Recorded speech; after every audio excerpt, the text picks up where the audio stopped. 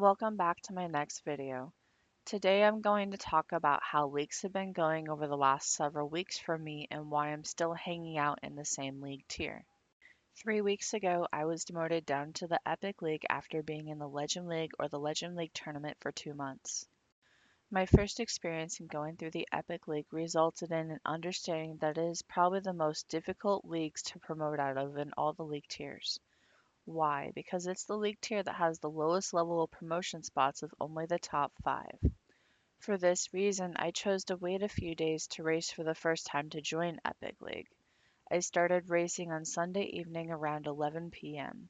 This time was a little bit different though because I wasn't planning on racing in order to promote back into the Legend League. I just wanted to avoid demoting any lower and I was curious to see if my prediction was right that bots were taking over leagues.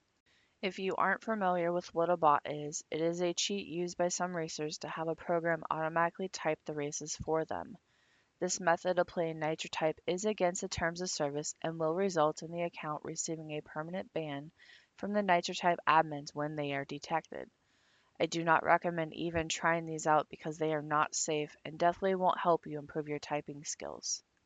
Anyways, I started tracking the public NT profile links of all the racers in my league to check and see if they were flagged as bots on NT comps and or the NT leaderboard. On NT comps, I was using a tip I showed previously to look up their NT comps racer page to see if they had a bot flag next to their name.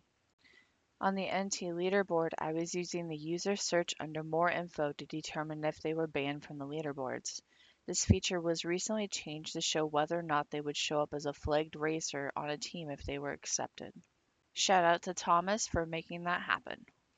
In the first Epic League, there was 13 out of 30 racers that were flagged between the two websites.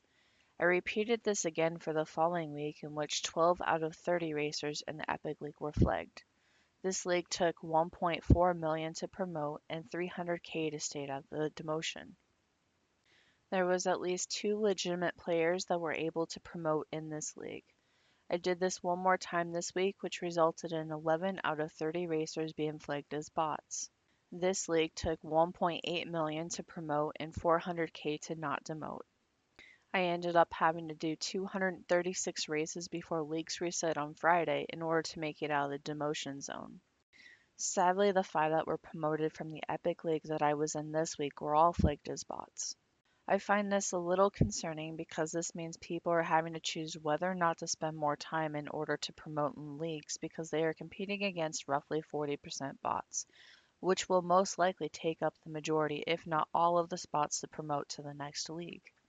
The higher leagues are even more concerning because there are higher stakes once you qualify into the Legend tournament of having to maintain being in the top 10 racers, otherwise you will be eliminated from the tournament and drop back down into the Legend League to attempt to qualify again. My conclusion is that my prediction isn't wrong. Bots have definitely started to be taking over leagues more since Nitro type admins seem to have slowed down on banning accounts. I don't want to discourage you from attempting to compete in leagues at the highest level, but keep this in mind when you are developing your strategy for how to continue progressing through leagues.